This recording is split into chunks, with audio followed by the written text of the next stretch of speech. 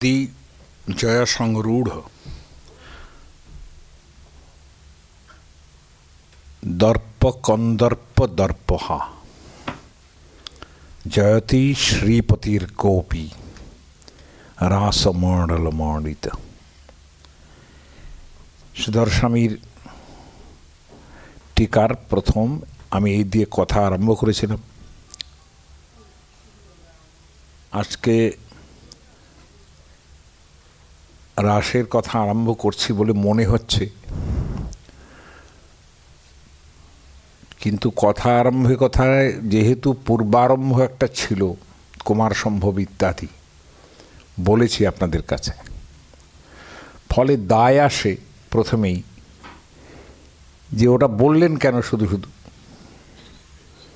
এখানে তার উপযোগ কি? এই প্রশ্নটা তো আসবেই, খুব ন্যায্য প্রশ্ন। কিন্তু বিপদ হচ্ছে যে এই প্রশ্নের একবারে উত্তর দেওয়া সম্ভব নয়। রাস চলতে থাকবে, তখন হয়তো এই উত্তরগুলো আরো স্পষ্ট হবে। কিন্তু প্রথমে এটা জানানো দরকার যে ভালোবাসার দেবতা যিনি, তিনি শিবের তৃতীয় চক্ষুর অগ্নিতে ধ্বংস হলেন।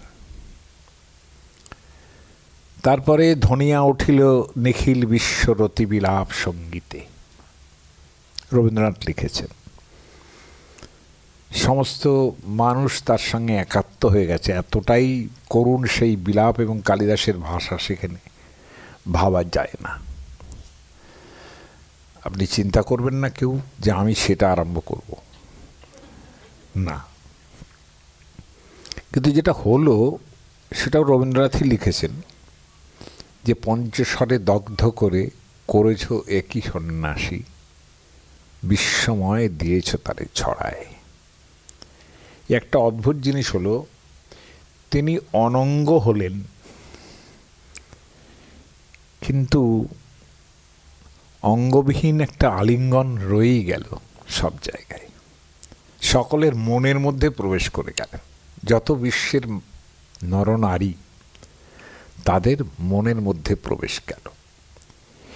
এটা একটা ঘটনা মাত্র বর্ণনা করে কুমার সম্ভবের কবি এটা তৈরি করেছেন, তার কবিতা তৈরি করেছেন, যেন যে শিবের আগে যেন ব্যাপারটা ছিল না। তা তো হতে পারে না। যেদিন থেকে সভ্যতার জন্ম হয়েছে সেদিন থেকেই এটা আছে, মনের মধ্যেই আছে।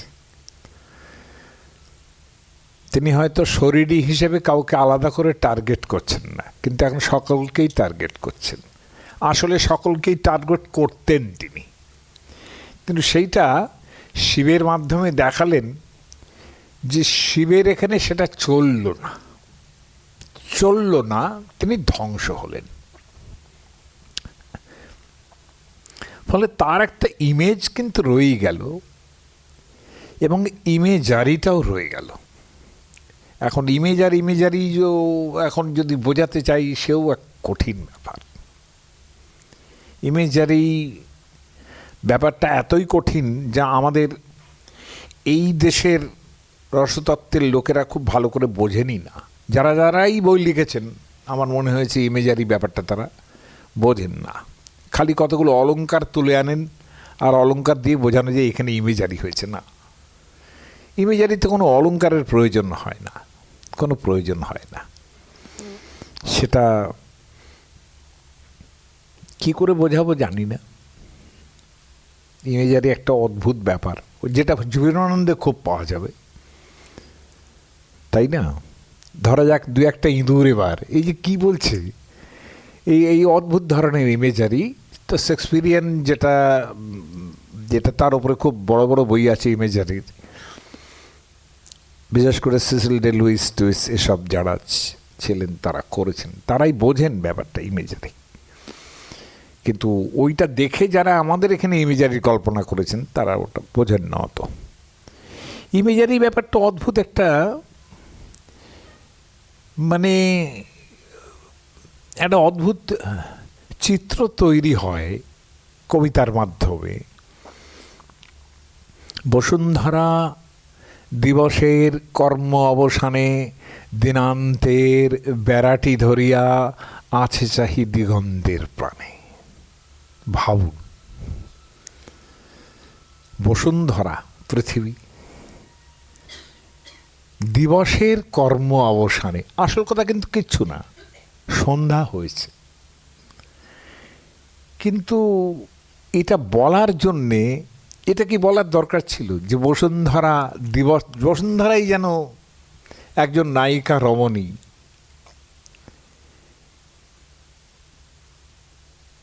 এবং সে দিনান্তের বেড়া ধরে অপেক্ষা করছে পরদিন কখন সূর্য উঠবে। ভাবা যায় কি এটা? এটা একটা ইমেজারি। ইমেজারি জিনিসটা এইরকম যে একটা অদ্ভুত ছবি তৈরি হয়ে যায় শোনার সঙ্গে সঙ্গে। উদাহরণগুলো তৈরি করে আসেনি, উদাহরণ তো আমি নিজে তৈরি করে দিতে পারবো না, সে ক্ষমতা নেই আমার। কিন্তু যেসব কবিরা, বিশেষ করে রবীন্দ্রনাথ এবং জীবনানন্দ, এত ইমেজারির জায়গা আছে সেখানে, সেটা বলা যায় না। ইমেজ এবং ইমেজারিটা ভালোবাসার দেবতার রয়েই গেল, এবং সেটা কোন বিষয়ে রয়ে গেল? যে প্রত্যেকটা মানুষের মধ্যে এমনভাবে রয়ে গেল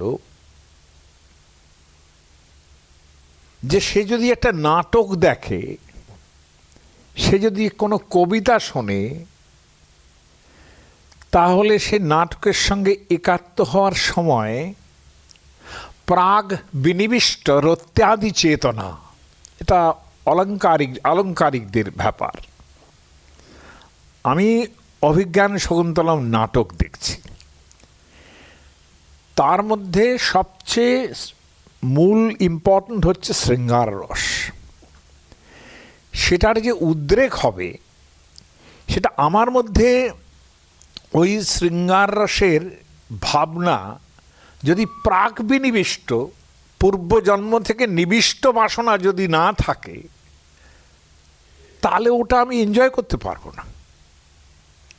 আমার ভেতরে যদি অনন্ত ক্রোধ না থাকে, তাহলে দুর্যোধনের ওপরে যখন ভীমের গদা পড়ছে, মনে হচ্ছে ঠিক হয়েছে, একদিনে এত অন্যায় করেছিলি, এই জিনিসটা কিন্তু আমরা বুঝতে পারতাম না ভেতরে যদি আমার ক্রোধটা না থাকতো। তার মানে কি, এই যে বিশেষ বিশেষ চেতনাগুলো আমাদের, কামনা, ক্রোধ ইত্যাদি, এগুলো প্রাক বিনিবিষ্ট, অর্থাৎ এটা আমরা যেন পূর্বজন্মের সংস্কার হিসেবে গ্রহণ করে ফেলেছি। সেটা না থাকলে পরে কিন্তু আমাদের কোনো রসের উদ্রেক হবে না। আজকে নটি বিনোদিনীতে চৈতন্যের পাঠ করেছিলেন নটি বিনোদিনী।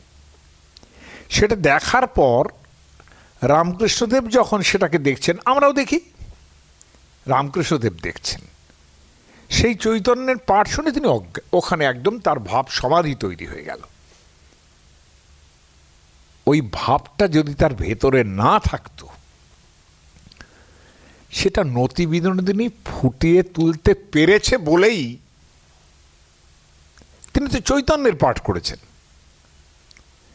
তিনি কিন্তু আশীর্বাদ পেয়েছিলেন রামকৃষ্ণদেবের।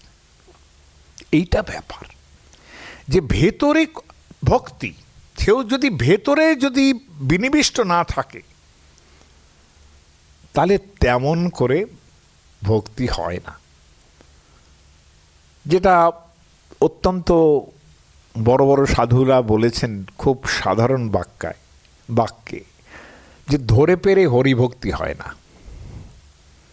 বুঝেছেন তো? এগুলো ভেতরে থাকে, তার মানে ইমেজ এবং রয়ে গেল। কিন্তু আমাদের দেখার বিষয় কোনটা? দেখার বিষয় হলো মদন দহন হয়েছেন, কিন্তু দহন হয়েছেন যে কারণে সেখানে পার্বতী এবং শিব এই দুজনেরই আমরা সামান্য বিকার দেখেছি, তাই না? সামান্য। তারপরেই তো মদনের তিনি ভস্য হয়ে গেলেন, মদন ভস্য। কিন্তু আমরা দেখেছি যেই উমা তার মাথা থেকে চুল খসে পড়ে গেল, শিব তাকে আশীর্বাদ করলেন যে অনন্য ভাজং প্রতিমা আপনি, তখনও তিনি জানেন না যে তিনি কাকে স্বামী করছেন। তিনি বলছেন তুমি এমন পতি লাভ করো যে শুধু তোমাকে নিয়েই থাকবে। কিন্তু এইটা বলার পর, মাথায় হাত রাখার পর, হরস্ত কিঞ্চিত পরিবৃত্ত ধৈর্য, তার একটু ধৈর্য যেন নষ্ট হলো। শিব তো, তাই না, পরম যোগী। হরস্ত কিঞ্চিত পরিবৃত্ত ধৈর্য। কিন্তু উমা তাকে তো তাক করেছিলেন যিনি, তিনি অঙ্গই স্ফুরদবাল কদম্ব কল্পই, তার শরীরটার মধ্যে রোমাঞ্চ দিয়ে উঠল যে মুহূর্তে টাচ করলেন। তফাৎটা কোথায়? পুরুষ আর প্রকৃতি। প্রকৃতি যদি, পুরুষের কোনো কাজ নেই, সাংখ্যের যে পুরুষ সে নিশ্চল, সে কোনো কর্ম করতে পারে না, সে ভোগ করতে পারে না। কিন্তু প্রকৃতি তার মানে ওই ঈশ্বরের যে ক্ষমতা সেটা তার নেই, তার চৈতন্য নেই, সে স্থির থাকে। কিন্তু চৈতন্য যে মুহূর্তে তার হৃদয়ে একবার প্রবেশ করেন তখন প্রকৃতি চঞ্চলা হন। আদারওয়াইজ প্রকৃতি তমগুণের একটা চেহারা। মহাপ্রলয়ের পর যে স্থিরা প্রকৃতি তমগুণ। খুব কঠিন কথা বলছি, কিন্তু পুরুষের চৈতন্য সম্পাতে তিনি রজগুণের কাজ সৃষ্টি। দেখুন শিব পার্বতীও তাই, কিন্তু পুরুষস্বরূপ যে মহাদেব নিশ্চলা থাকেন, সব রূপে থাকেন, সব, তার মানে তার কোনো ক্রিয়াকাণ্ড নেই। আর ওদিকে বিপরীত রতা প্রকৃতি, চিন্তা করা যায় না এই কনসেপ্ট। তাকে লাগে, এবং যে মুহূর্তে প্রকৃতি রজগুণ সম্পন্ন হন তখন পুরুষাধিষ্ঠিতা প্রকৃতি। তবে রাধাকৃষ্ণকে কিন্তু এই জায়গায় ফেলা যাবে না। তাদের ধৈর্য একটু লক্ষ্য করি না আমরা, কিন্তু রাসপঞ্চোধ্যায় পড়তে গেলে শুনতে গেলে যেটা প্রথম লাগবে সেটা হলো আপনার সেই ইনোসেন্স, যাতে মনে হবে কিছুই হয়নি। কারণ এখানে তিনি আলাদা নন, তিনি নিজের অন্তরে থাকা যে আস্বাদন সেটা তিনি নিজেই উপভোগ করছেন, এবং তার জন্য তার একটা মিডিয়াম লেগেছে। সে মিডিয়ামটা হচ্ছেন যোগমায়া, যিনি তাকে তার ঈশ্বরত্ব ভুলিয়ে দিয়েছেন। কিন্তু সমস্যা হচ্ছে যে ঈশ্বরের ঈশ্বরত্ব ভুলিয়ে দিলেও ঈশ্বর এমন একজন, মানে প্রভুত্বের ব্যাপারটাই এমন একজন, তিনি যদি খুব বিনয়ীও থাকতে চান মাঝে মাঝে সেটা ফুটে বেরিয়ে ওঠে, বেরিয়ে পড়ে। তাহলে এমন নির্মল সখ্য রস অর্জুনের সঙ্গে তার, যিনি যখন তাকে ব্যাধ আক্রমণ করল, এই ঘটনা তো মহাভারতেই আছে, তিনি তার আগেই বলে দিয়েছিলেন যে আমার অন্ত হলে, অবসান হলে, তিরোধান হলে এখানে অর্জুন আসবে। কিরকম অর্জুন? যে অর্জুন আমি অর্জুন। শ্লোকটা, লাইনটা মনে নেই, মানে বলা যাবে যে অর্জুনই আমি অর্জুন। তাহলে এই যে একাত্মতা, কিন্তু সেটা তো ছেদ হয়ে গেল একটা সময় থেকে যখন অর্জুন একটু একটু একটু তো করতে আরম্ভ করলেন। বেশ ছিল, বলছেন যে তুমি করো, তুমি যুদ্ধ করো, গীতাতে দেখুন তুমি যুদ্ধ করো। কি প্রয়োজন ছিল হঠাৎ করে একটা বিশ্বরূপ দেখিয়ে দিলেন? কি দরকার ছিল?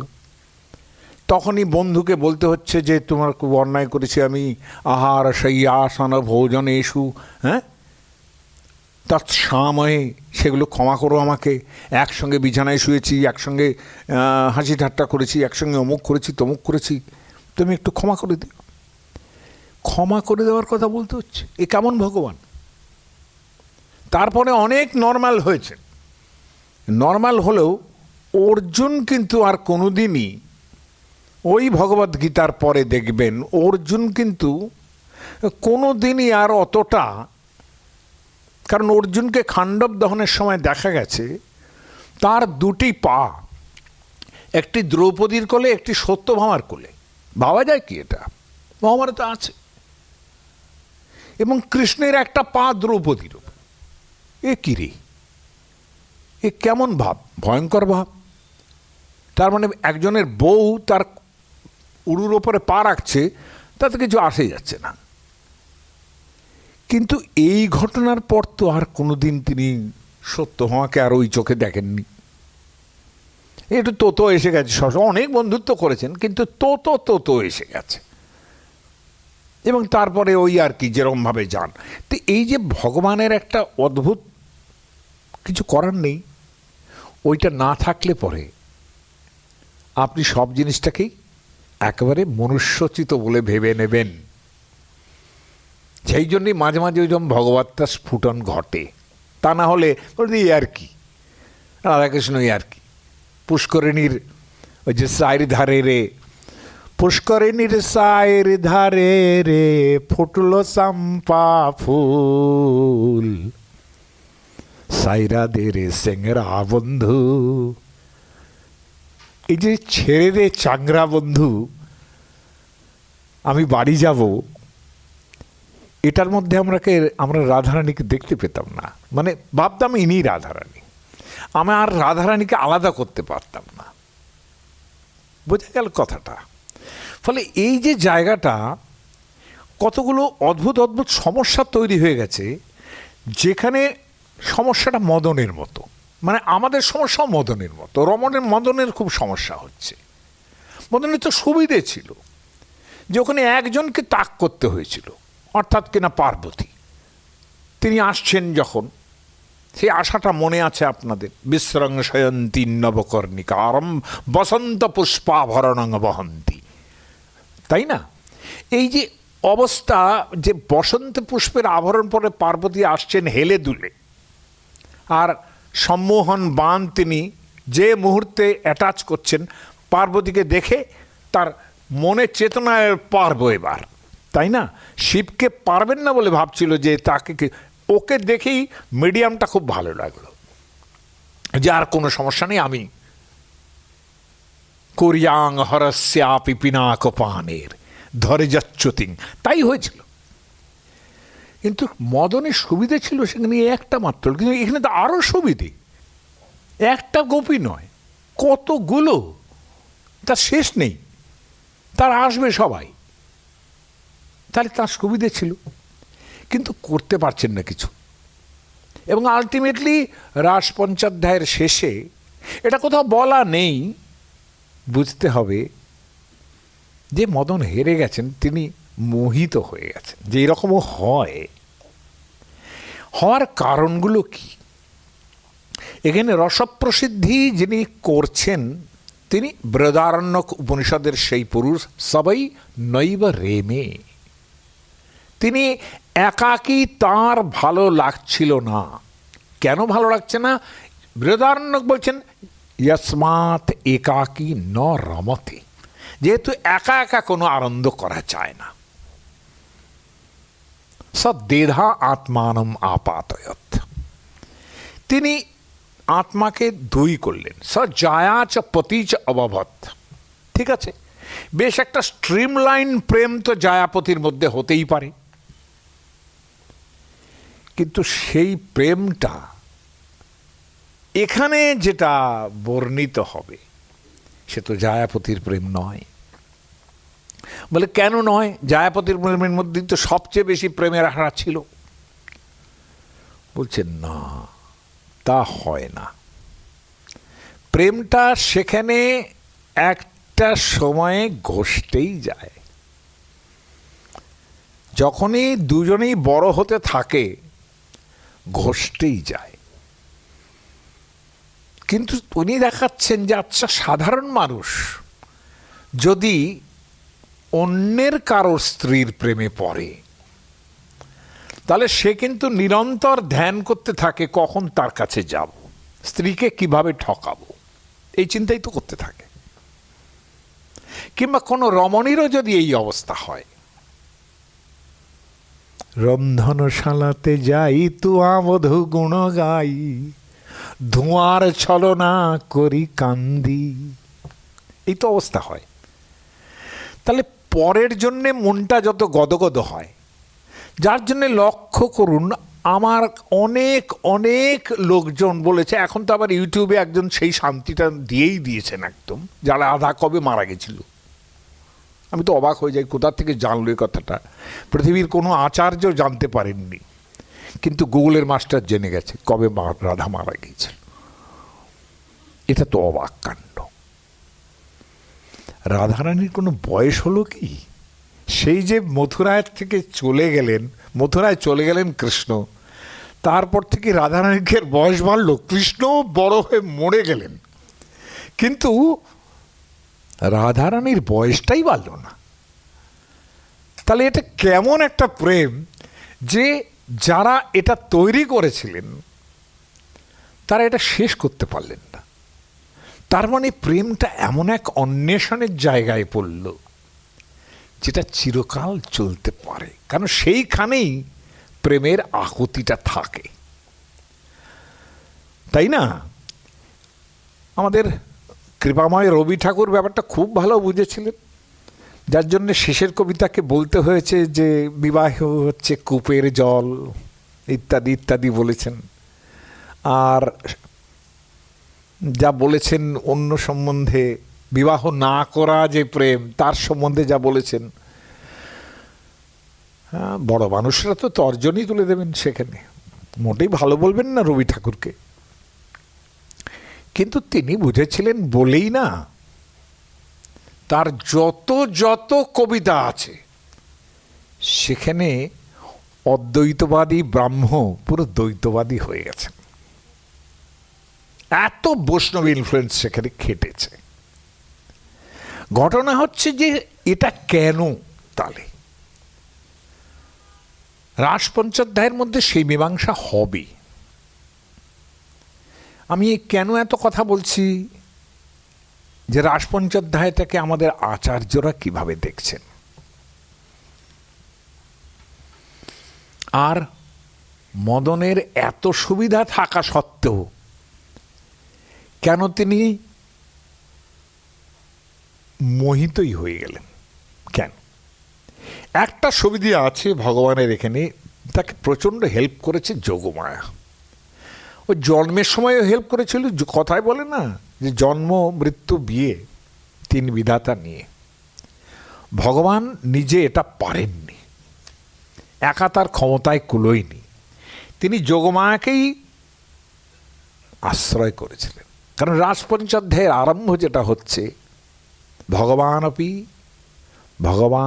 অপি তার আত্রি শারদৎ ফুল্ল মল্লিকা, আরম্ভ যখন করছে অন্তত প্রথম শ্লোকটা পড়ি, না হলে তো আমাকে পুরো ভাববেন যে কি লোকটা।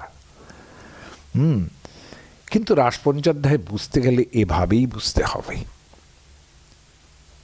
ভগবান অপি তার আত্রি শারদৎ ফুল্ল মল্লিকা দীক্ষরন্তুং মনশ্চক্রে যোগমায়াম উপাশ্রিত। যোগমায়া লোকটা কে? মানে ব্যাপারটা এইরকম দাঁড়াচ্ছে, তার এটা অচিন্ত শক্তির একটা স্ফুরণ, তার অন্তরঙ্গা শক্তি, তিনি যোগমায়া। যে যোগমায়া শারীরিক রূপে তার জন্মের সময়ে তিনিই কিন্তু বলেছিলেন, তুমি যাও যশোদার গর্ভে জন্মাও, হ্যাঁ, তুমি আমার বোনের মতো। তুমি ওই আত্মসম্পর্ক পাতিয়েছেন, হ্যাঁ, তুমি আমার বোনের মতো, তুমি আমাকে হেল্প করবে।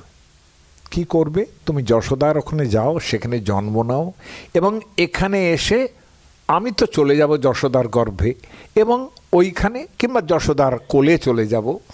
এখানে এসে তুমি কংসকে ভয় দেখাও। যে তার মানে এ বর্ণনা আমি করেছি আপনাদের কাছে, বলেছি আপনাদের কাছে, হ্যাঁ। সেই যে হেল্পার একটা হেল্প করে দিল না, সারা জীবন ওই হেল্পটাই রয়ে গেল। যার জন্য সমস্ত রূপ গোস্বামীর নাটকের মধ্যে একটা ক্যারেক্টার থাকবে পৌর্ণমাসী। সে যেন দিদিমা টাইপের একটা লোক। সে রাধারানীর দলেও আছে, সে কৃষ্ণের দলেও আছে। যত নাটক আছে কৃষ্ণ সংক্রান্ত, যা নিয়ে আমার থিসিস ছিল, তেনাকে দেখা যাবে সব সময় যে তিনি রাধারানী কখন যাবেন দুপুরবেলা, কি করে কৃষ্ণকে মেলানো যায়, কি করে তা জটিলা কটিলাকেও তিনি খুব ভালো চেনেন। জটিলা কটিলা কখন ছেড়ে দিচ্ছে, কিংবা তাকে কোনো সাজেশন দেওয়া যে এই সময় সূর্য করতে যাওয়াটা ভালো, সূর্য পূজাটা এই সময় করতে যাওয়াটা কিন্তু ভালো, এই সময়টা কিন্তু ওই কেলেশোনাটা আসবে না। বেরিয়ে গেল, কেলেশোনা উপস্থিত। কিংবা বলে যে মা ও একটু কালী পুজো করতে যাক, কালী পুজো করতে যাক। কালী পুজোর আড়াল থেকে তিনি দাঁড়িয়ে আছেন, বলে এ মন্ত্র পড়ো। মন্ত্র বলছে, মধুমঙ্গল মন্ত্র বলছে। মধুমঙ্গল মন্ত্র বলতে বলতে যে নারায়ণ কৃষ্ণ নারায়ণ কৃষ্ণায় বলে বলে কৃষ্ণ বলে এই তো পেছনে আছে। মন্দিরের মধ্যে দেখা হচ্ছে। তো আমাকে একসময় লিখতে হয়েছিল সংকেত স্থান বলে একটা প্রবন্ধ, আনন্দবাজারে লিখেছিলাম। আমার সেটা প্রথম প্রবন্ধ ছিল আনন্দবাজারে, তারপর থেকে আমাকে আর ফিরতে হয়নি। সেটা ছিল সংকেত স্থান, অর্থাৎ কোথায় কোথায় ছেলেমেয়েরা সেকালের দিনে দেখা করত। তো ব্রহ্মবৈবর্ত পুরাণে আছে যে শ্মশানও তার মধ্যে একটা। কেন শ্মশানে গেলে সুবিধে হচ্ছে, আত্মীয় স্বজন যদি না মারা যায় তাহলে ওখানে কেউ আসবে না। আর যারা প্রেমিক যুগল হন তাদের কোনো শ্মশান বৈরাগ্যও হয় না। আল্লাহ মারা যাচ্ছে, মরছে, চিতা জ্বলছে, তারা প্রেম করছে, এটা তো হতেই পারে। তো কৃষ্ণের জন্য এই ব্যবস্থাও যেখানে ছিল, সেখানে জটিলা কুটিলা একটা বড় ফ্যাক্টর ছিল যারা, কিন্তু এগুলো সবই তো লীলা। কারণ যদি বাধা না থাকে তাহলে প্রেম নেই। প্রেমের মধ্যে যদি বামতা না থাকে, রমণীর মধ্যে যদি বামতা না থাকে, অর্থাৎ না পায়ে ধরে সাধা রা নাহি দেয় রাধা, এরকম থাকবে, তবে না প্রেম জমবে। আমি আসলো পুরো দক্ষিণা নায়িকার মতো, তিনি আমাকে গ্রহণ করুন, আপনি আমাকে গ্রহণ করুন, এরকম এরকম হয় না। তো এত সুবিধে কিন্তু মদনের পক্ষে ছিল যে পরস্ত্রী, মদনের একেবারে জায়গা, একেবারে ভালোবাসার দেবতার জায়গা, বানটান মারবেন তিনি, হচ্ছে না।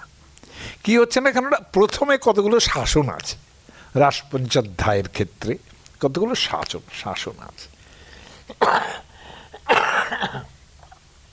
প্রথমত বলা হলো ভগবান অপি, ভগবান অপি, ভগবান হওয়া সত্ত্বেও ভগবানের অভিমান মঞ্চ থেকে তাকে নিচে নেমে আসতে হচ্ছে।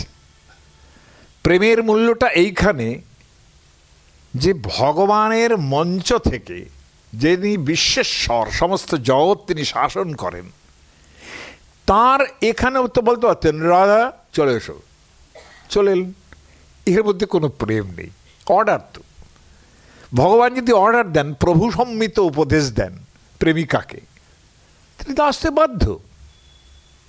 তার জন্য তার মঞ্চ থেকে নিজে নামতে হয়েছে, না শোনার জন্য, মাঝে মাঝেই না শোনার জন্য তাকে নামতে হয়েছে। ওই জন্য প্রথমেই ভাগবত পুরাণের রাসপঞ্চাধ্যায় আরম্ভ হচ্ছে ভগবান অপি। ভগবান কাকে বলে? ঐশ্বর্যস্য সমগ্রস্য ধর্মস্য যশস্য শ্রেয়ঃ। সমস্ত ঐশ্বর্য মানে ঈশ্বরতা, প্রভুত্ব থাকবে ভগবানের মধ্যে, প্রভুত্ব গুণ থাকবে সব থেকে বেশি। প্রভুত্বের লক্ষণ কি? To pass order, to pass order to servants, এটা প্রভুত্বের লক্ষণ। সেটা আপনারা রাজাদের মধ্যে পাবেন, মন্ত্রীদের মধ্যে পাবেন, আমি করে দেব। তো এই যে ব্যাপারটা, এই প্রভুত্বটা ভগবানের মধ্যে থাকবে, সমগ্র সমস্ত ঐশ্বর্য,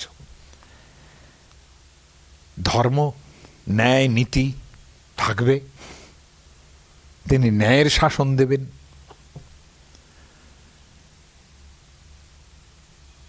যশস্য, তার যত যশ, ভগবানের থেকে যশ তার কারো বেশি নেই। তিনি অমুক করেছেন তমুক করেছেন বলতে বলতে শেষ হবে না। সে যে ভগবানই দেখুন, যার কাছেই যে ভগবান তিনি, তার কিন্তু বিভূতি, বিশাল কিছু করে দেওয়ার বিভূতি, যে ক্ষমতা কারণেই সেটা করে দেওয়ার বিভূতি একমাত্র ভগবানের আছে। তাহলে তার যশ হয় সেইভাবে, অমুক তিনি এইরকম করেছিলেন। যশস্য শ্রেয়ঃ, দেখতে তিনি সবসময় সুন্দর হবেন। এমন কোনো ক্যালেন্ডার আর্ট দেখতে পাবেন না যেখানে কৃষ্ণের খাদা নাক আছে, দেখতে পাবেন না, এটা হবে না। সমস্ত রূপ তার মধ্যে বাসা বাঁধবে। তাহলে এত রূপ, এত যশ, এবং সবার শেষে জ্ঞান, বৈরাগ্য সব তার মধ্যে থাকবে। এই ছটা থাকবে তবে ভগবান। কিন্তু ভগবান অপি, ভগবান হওয়া সত্ত্বেও তার কি অবস্থা হলো? শারদোৎফুল্ল মল্লিকা। প্রথম চ্যুতি হয়ে গেল যে এমন একটা উদ্দীপন ভাব, বিভাব তৈরি হলো, রসশাস্ত্রের ভাষায় উদ্দীপন বিভাব, যে তিনি প্রকৃতির মধ্যে দেখতে পেলেন শরৎ পূর্ণিমার রাত্রি সব ঝকঝক করছে একেবারে। তার মানে যারা আসবেন শ্যামের বাঁশি শুনে, তারা পথ অনেক ভালো চিনতে পারবেন, পরিষ্কার। বসন্ত নয়, শরৎকালটা ধরা হয়েছে। বাসন্তিক রাস আছে একটা, কিন্তু এটা শরৎকালীন রাস। আমি জানি না, রবীন্দ্রনাথের ওই লাইনটা আমি ভুলে গেছি, যে কি সুখ যামিনী সঙ্গে বরজা কামিনী, ভানুসিংহের পদাবলিতে ছিল, আপনাদের কারোর যদি মনে থাকে বলবেন। কিন্তু ঘটনা হচ্ছে যে শরৎকালের যামিনী রাত্রি, এবং তার প্রহর গোনা আছে, কেননা প্রহর মানে এক প্রহর মানে 3 ঘন্টা, বুঝতে পেরেছেন? জাম মানে তাই 3 ঘন্টা। জাম ও ঘোষ হচ্ছে শেয়াল, বলে নাকি যে একটা টাইম টু টাইম সে ডাকে, সে বুঝতে পারে যে 3 ঘন্টা গেছে। হ্যাঁ, জাম ও ঘোষ, ওই জন্য তার নাম, জামের ঘোষণা দেয়। এই প্রহর, রাত্রি 4 প্রহর ধরে হবে এই রাস লীলা। এবং শরৎ উৎফুল্ল মল্লিকা, আমি আজকে এইটার মধ্যে যাব না, কিন্তু বলছি তার উদ্দীপন বিভাবের জায়গাটা রয়েছে রন্তুং মনশ্চক্রে। লক্ষ্য করে দেখুন বৃহদারণ্যকের যে ভাষাটা, সবাই নৈব রেমে, রম ধাতু, রম ধাতু থেকে রমন, রম ধাতু থেকে রমণী। হ্যাঁ, ভাবটা হচ্ছে রম ধাতু, সবাই নৈব রেমে। রন্তুং মানে রমন করিবার ইচ্ছা, আনন্দ লাভের ইচ্ছা, রন্তুম। রম ধাতু থেকেই রতি, ভাবা যায় না কিন্তু একই শব্দ থেকে, একই ধাতুর। এই যে রম, রতি এবং এইটা বৃহদারণ্যকের শব্দটাই কিন্তু ভাগবত পুরাণেও ব্যবহার হলো, রন্তং মনশ্চক্রে। তার মনে হলো আজকে আমাদের সারা রাত্রি আনন্দ করব, নাচবো, খেলবো, এই একেবারে জেনজিদের মতো, লম্বি রাত হোগি হাম গায়েঙ্গে, ব্যাপারটা এইরকম। এই যে চলাটা, যে আজকে আনন্দ করব, এইটা রন্তং মনশ্চক্রে। কিন্তু সবটাই নির্ভর করবে কার উপরে? যোগমায়াম উপাশ্রিত। ব্যাপারটা দাঁড়ালো এইরকম যে যিনি তাকে আশ্রয় করে আছেন, যোগমায়া, তারই ভেতরের বিভূতি অন্তরঙ্গা শক্তি, আজ তিনি তাকে আশ্রয় করছেন। আপনাদের মনে আছে আমি বলেছিলাম, যখন প্রথম ইন্দ্রর কাছে মদনদেব এলেন, সেখানে কালিদাস কমেন্ট করেছিলেন যে প্রভুদের চিত্ত এমন কখনো কখনো হয় যে খুব লোয়ার লেভেলের সার্ভেন্টকেও বেশি আদর করতে থাকেন প্রয়োজন বোধে। এখানে কিন্তু তা হলো না। এখানে যেটা হলো, যিনি ভেতরেই আছেন তাকেই বললেন তুমি আমাকে একটু দেখো, কারণ আমি এই ভগবান অবস্থায় এদের সঙ্গে আমার চলবে না, কাজে আমাকে একটা অবতার হতে হবে। অবতার তো আগেই হেল্প করে দিয়েছেন, কৃষ্ণের জন্ম হয়েছে, যেন হোল লাইফটাই তাকে বেশ সাহায্য করার দায় আছে যোগমায়ার। বিশেষ করে কৃষ্ণের বৃন্দাবন লীলায় Yogamaya is all in all, তিনি যোগমায়া। এখন এই যোগমায়া যেটা আশ্রিত ইতি শাশ্রিতম অপি তাম আশ্রিত, আমাদের টিকাকারেরা বলছেন স্বাশ্রিত অপি, যিনি তার নিজের মধ্যেই আছেন তাকেই আশ্রয় করছেন। মদনের সমস্যা হয়ে গেল কিন্তু এখান থেকে, প্রথম থেকেই। কিরমভাবে তাকে ভাবতে হবে? চৈতন্য চরিতামৃত এবং ইত্যাদি গ্রন্থে অদ্ভুত একটা শব্দ আছে যে শ্যামমেব পরং রূপম। শ্যামমেব পরং রূপম, রূপের সবচেয়ে বড় রূপ আছে কালোর মধ্যে। একবার বলছেন না কৃষ্ণ, কালো মানেই কৃষ্ণ।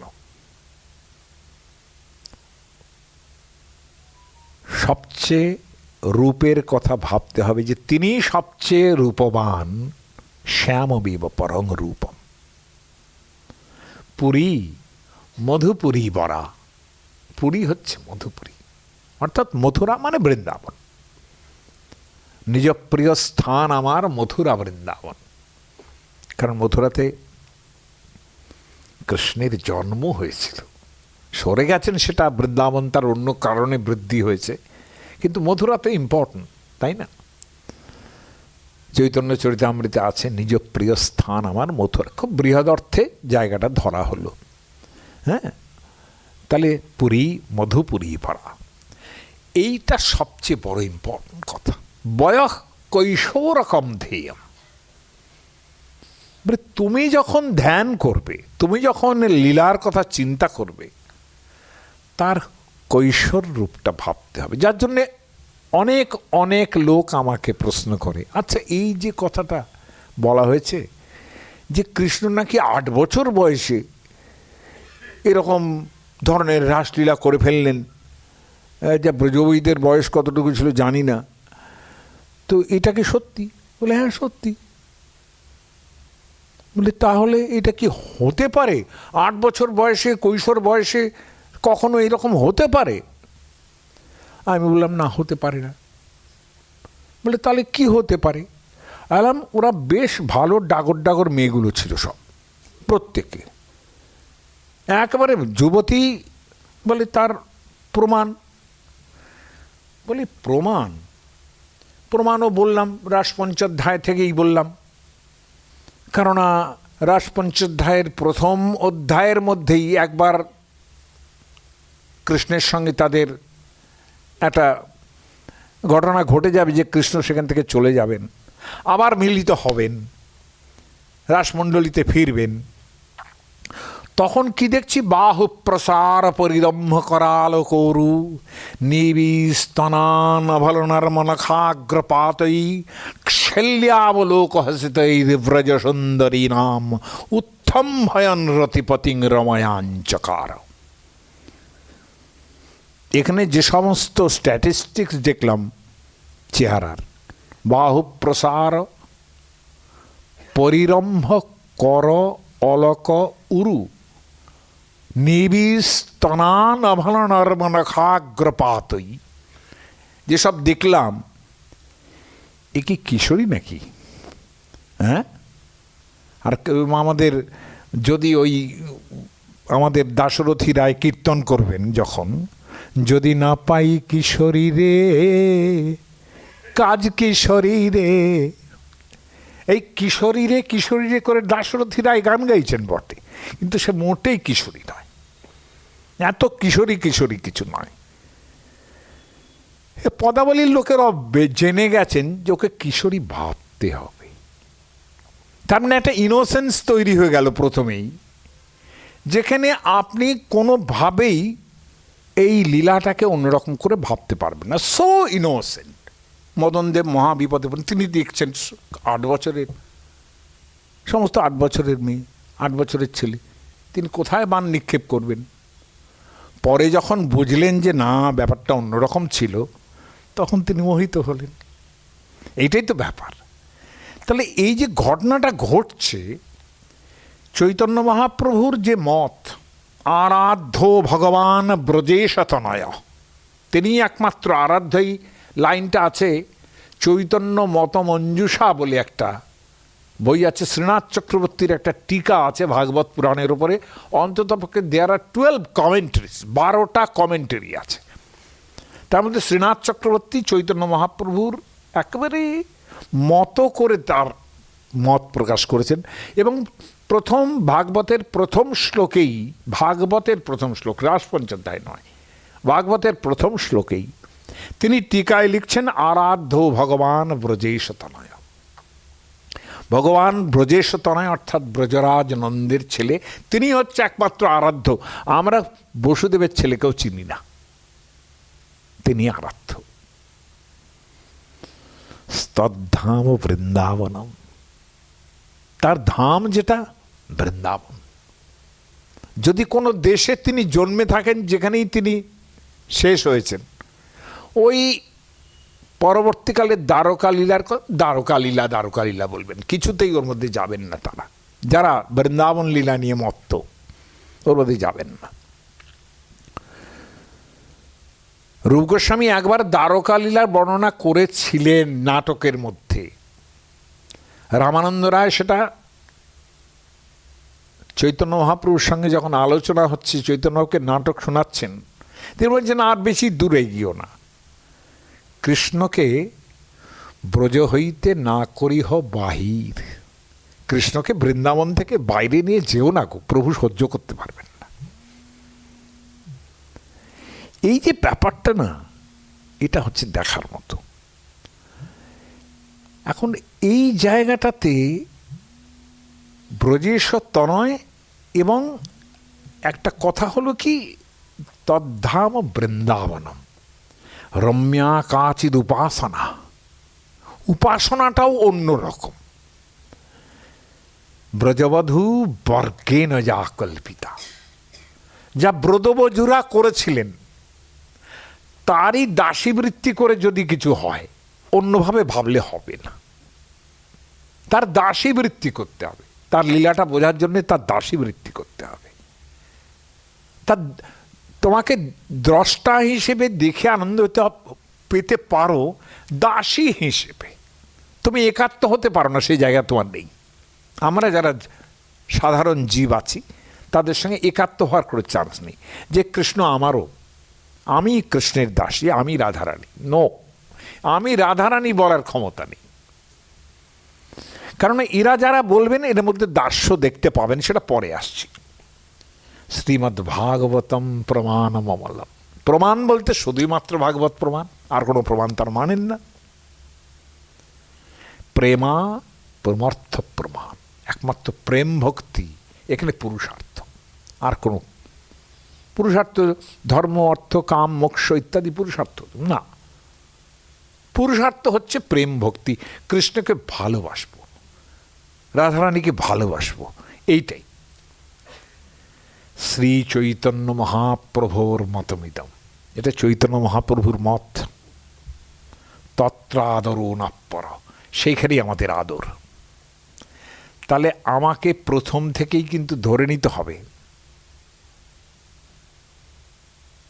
যে আমরা কিশোরী সাধন করছি, একটা কিশোরীকে দেখছি, ইনোসেন্ট একটা লোককে দেখছি, সে নাটক করছে মাত্র।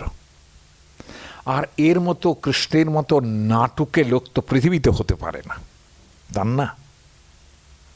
কংস বধ করতে গেছেন, তখনও তার বইয়ের পুচ্ছটি খসেনি, মারেননি তাকে, শুধু ঘুরিয়ে মেরে ফেলেছেন, কোনো অস্ত্র ব্যবহার করেননি, কোনো কিচ্ছু লাগেনি। অন্যান্য অবতারে নানান অস্ত্র লেগেছে, কৃষ্ণের অবতারে কোনো অস্ত্র লাগেনি শত্রুবধের জন্যে। বলবেন যে সুদর্শন, ওই যে ভগবত্তার প্রকাশ হয়ে গেল, ওখানে আর কৃষ্ণটি নেই। যশোদা মাকেও তো দেখাতে গেছিলেন, তাই না? ঐশ্বর্য দেখাতে গেছিলেন, হাঁ করেছিলেন, একটা বিশ্বব্রহ্মাণ্ড ঘুরছে। যশোদা মায়ের মাথাটা ঘুরে গেল, বলল পেঁচোয় পেয়েছি, একে পেঁচোয় পেয়েছি, স্নান করো, গোবর জলে স্নান করো, গোবর জলে স্নান করো, গোমূত্রে স্নান করো। তারপরে নানান রকম দেবতাদের নাম ধরে ধরে এর এই অঙ্গ রক্ষা করুন অমুক, এই অঙ্গ রক্ষা করুন অমুক, ভগবানকে বলছে এগুলো। ওদের তো ঐশ্বর্য দেখিয়ে কোনো লাভ হচ্ছে না, কোনো লাভ হচ্ছে না, ফেল করে গেছেন সেখানে। ওই জন্যই বৃন্দাবন মে হুকুমত চলে বরসানে ওয়ালি কি, বরসানে ওয়ালি, বরসানা যেখানে, সেখানে রাধারানী জন্মেছিলেন, যিনি বরসানে ওয়ালি, তার হুকুমত চলে সেখানে। ও কৃষ্ণর কোনো মূল্য নেই। তাহলে এটা বক্তব্য যে তুমি একটু মেয়ে হয়ে চিন্তা করো, মেয়ে হয়ে চিন্তা করো। আর ঠিক এই জন্যই আমাকে ওই ঋতুপর্ণ ঘোষ বলেছিল, জানো তো নৃসিংহদা, রবীন্দ্রনাথ কিন্তু মহিলা কবি, রবীন্দ্রনাথ মহিলা কবি। এটা তুই কি করে বুঝলি? বলি দেখো, এই যে কথাগুলো, যে তুমি যেন, তুমি যাহা চাও তাই যেন পাও, আমি যত দুঃখ, এটা মেয়েরা ছাড় বলতে পারবে না। এই সারেন্ডার কখনো ছেলেদের হয় না। Point to be noted. আমি এই কথাটা ঠিক। তারপর দেখলাম একটা কবিতা নয়, এরকম শত শত কবিতায় শুধু এইরকমই সারেন্ডার। তাহলে রবীন্দ্রনাথ মহিলা কবি হবেও বা। আর সত্যি তো কোনো দিন তিনি এমন, যদি খুব বিরক্তের কথাও বলে থাকেন, তাও নজরুলের মতো করে বলতে পারেননি কখনো। পঞ্চম নদী তীরে বেনি পাকাইয়া তীরে সব হলো, কিন্তু ওগুলো কোনো নজরুলের ভাষার সঙ্গে কোনোদিন তুলনীয় হবে না। আমি বিদ্রোহী ভীরু, ভগবান বুকে এঁকে দিই পদচিহ্ন, এসব রবীন্দ্রনাথের মুখ দিয়ে বেরোবে না। কাজে এই যে ব্যাপারটা, তার মানে কি, একজন একটা থিসিস কিন্তু শেষ পর্যন্ত করেছেন বাইরের এক ভদ্রলোক বলবো না, ভদ্র মেয়ে বলবো, তিনি লেডি, দ্য ওয়াম্যান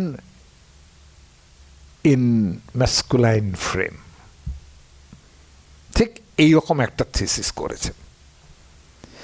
তার মানে প্রত্যেক মানুষের মধ্যে যদি বা একটা মেয়ে থাকে, কিংবা প্রত্যেক স্ত্রীলোকের মধ্যেও যদি বা একটা পুরুষ থাকে, তার কোনটার আধিক্য আছে সেটা দেখেই তার বিচার হবে। রবীন্দ্রনাথের মধ্যে অবধারিতভাবে মেয়ের আধিক্য ছিল, যেটা আমাদের অনেকের মধ্যেই আছে, যারা সারেন্ডার করতে পারে। এই সারেন্ডার ব্যাপারটা, দিস ইজ ভেরি ইম্পর্ট্যান্ট, কেননা সেটাকে দাস্য বলে গণনা করা হবে আলটিমেটলি। আমার এই দাস্যের জায়গাটা একটু বোঝালে পরে আমার রাসপঞ্চাধ্যায় বোঝাতে সুবিধে হবে। সেটা একটু বলে আজকে ছেড়ে দিই। আমি জানি আপনাদের বোর লাগতে পারে যে রাসলীলাটা আরম্ভ হলো না, কিন্তু রাসলীলাটা যে শুনবো আমার তো যোগ্যতা তো হতে হবে, তাই না? আমার যোগ্যতা তৈরি হতে হবে, তা না হলে রাসলীলা শোনা যায় না।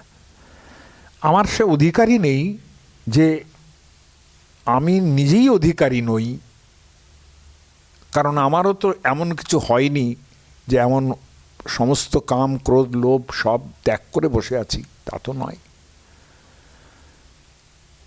কিন্তু তবুও এটাও ঠিক যে ভাবতে ভাবতে ভাবতে ভাবতে একটা ভাবা অভ্যেস হয়েছে। সেইটুকুই আপনাদের, সেই যে সত্তাটুকু আমার মধ্যে আছে আমি তার থেকে বলার চেষ্টা করছি। এটা দেখাচ্ছেন চৈতন্য চরিতামৃতকার চৈতন্যের ক্ষেত্রে দেখাচ্ছেন, কিন্তু দেখাতে দেখাতে আলটিমেটলি কৃষ্ণলীলায় চলে এসছেন। এটাই চৈতন্য চরিতামৃতের কাজ। অন্যের কা কথা ব্রজে নন্দে বলছেন যে কৃষ্ণ প্রেমের এই এক অপূর্ব প্রভাব, এটা কৃষ্ণ প্রেমের অপূর্ব প্রভাব গুরু সম লঘুকে করায় দাস ভাব। যে গুরুস্থানে আছেন তাকেও একটা দাসের ভাবে নিয়ে আসেন। ইহার প্রমাণ শোনো শাস্ত্রের ব্যাখ্যান। আমরা তো বলেছি শ্রীমদ্ ভাগবতম পুরাণ মমলম প্রমাণ মমলম, এমনও কথা আছে। তাহলে ভাগবত হচ্ছে সেই প্রমাণ যেখান থেকে বলতে হবে, সেটাই আমাদের কাছে একমাত্র প্রমাণ।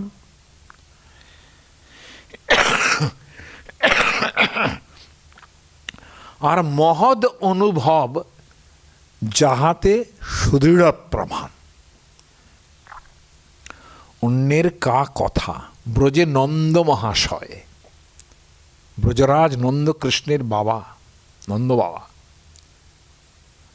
শুদ্ধ বাৎসল্য ঈশ্বর জ্ঞান নাহি তার।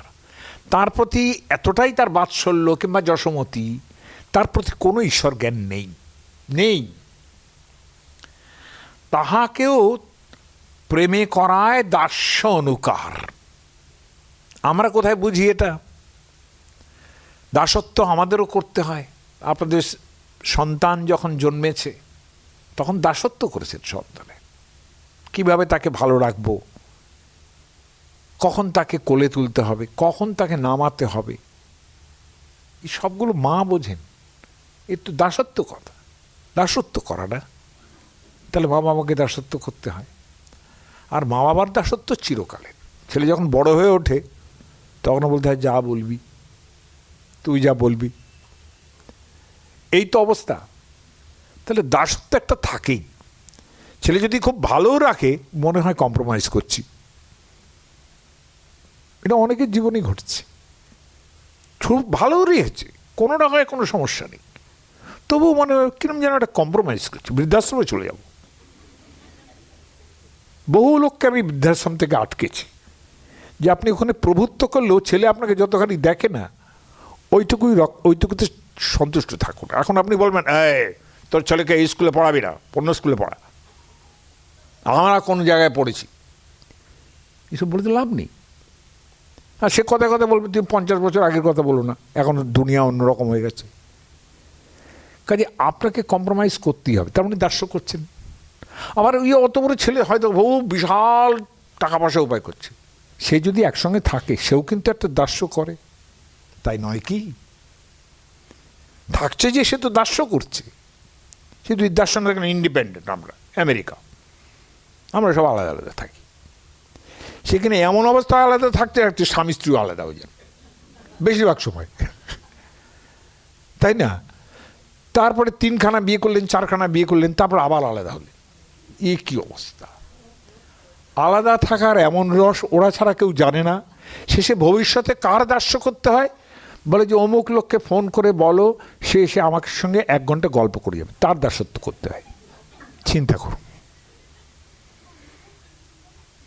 হয়েছে কিন্তু আমেরিকা, আমি মিথ্যা কথা বলছি না। দুদিন পর আমাদের এখানেও হবে। কম্প্রোমাইজ করতে পারবো না, কম্প্রোমাইজ করতে পারবো না, আমার নিজের স্বাধীন সত্তা আছে, স্বাধীনতার ইত্যাদি বড় বড় কথা সব শুনতে পাই, বিশেষ করে আমার মতো বুড়োদের মুখে। স্বাধীনতার জীবন চা আমি ছাড়তে পারবো না। যা মর্গে যা, একটা গল্প করার লোক নেই।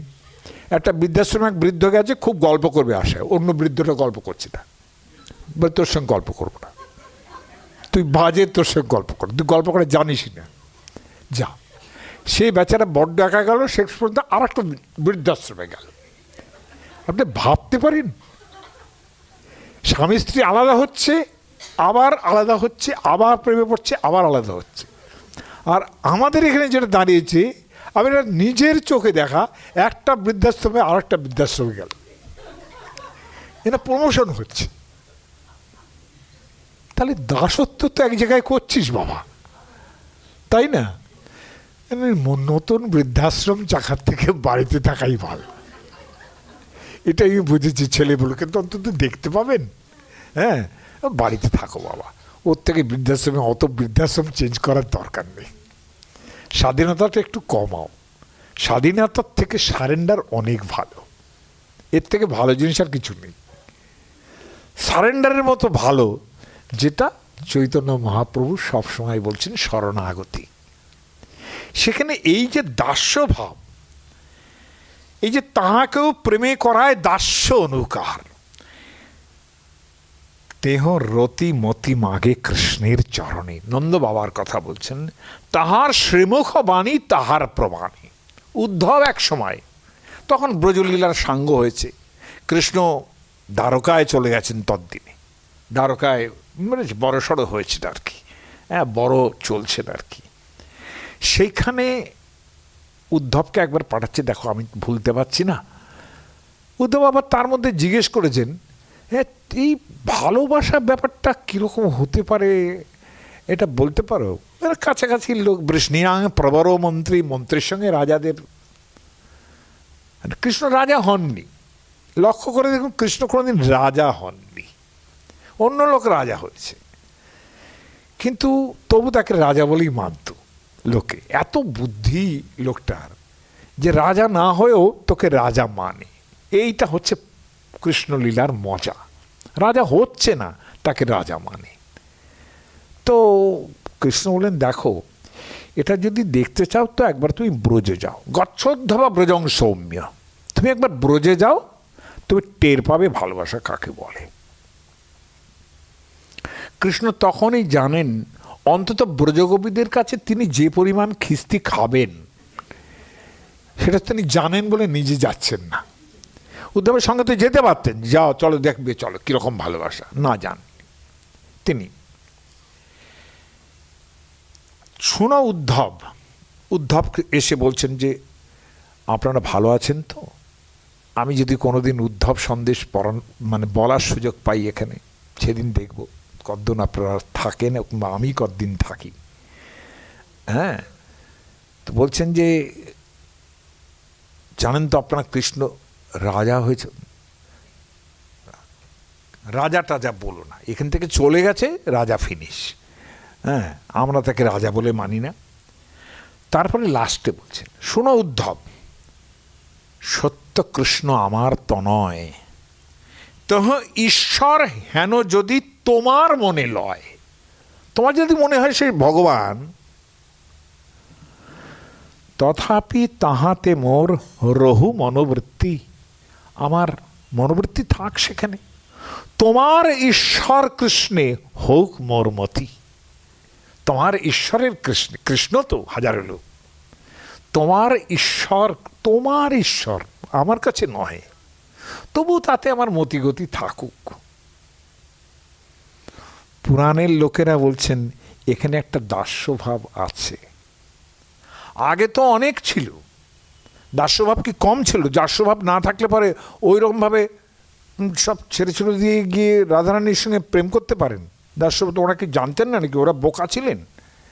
হ্যাঁ, এরম তো ধরনের পাওয়া যায়। হালের গাথা সপ্তশতী, রূপ গোস্বামীর নাটক, সেখানে মধুমঙ্গল বলছেন জানো তো বাবা কৃষ্ণ নন্দ বাবা বলছেন যে দেখো ছেলে তো বড় হয়ে গেল, এবার তো বিয়েটা দিতে হবে। বলে আমার দুগ্ধমুখ বালক, এখনো মায়ের দুগ্ধ পান করে সে, তুমি এই বয়সে তাকে বিয়ে দিতে বলতো? সমস্ত ব্রজগোপীরা সেখানে উপস্থিত ছিলেন, তারা নাকি তেরচা করে হেসেছিলেন যে কত দুগ্ধমুখ বালক। হ্যাঁ, এটা আমরা জানি, তুমি কি জানো? হ্যাঁ, কি যে হয় সারাদিন। ওরা আবার সন্ধ্যেবেলা হলে যশোমতীকে তেল দিতে আসেন। হ্যাঁ, যে কি সুন্দর তোমার ছেলে, আহা কি সুন্দর। হ্যাঁ, তো এইটা কথা তুলেছিলেন রূপ গোস্বামীর বিদগ্ধ মানব নাটকে। মধুমঙ্গল তখন এদের দিকে, সখা মধুমঙ্গল হাসছে এদের দিকে তাকে, এরাও তেরচা করে হাসছে। তাহলে এটা এমনই একটা রসের জগৎ যেখানে ওই ঈশ্বরত্বের জায়গাটা এটা মেলোড হয়ে গেছে, কিন্তু তবু ঈশ্বরত্বের জায়গা আছে, দাস্য অনুকার আছে। অনুকার মানে অনুকরণ, দাস্যের অনুকরণ আছে। আজকে থাক এই পর্যন্ত।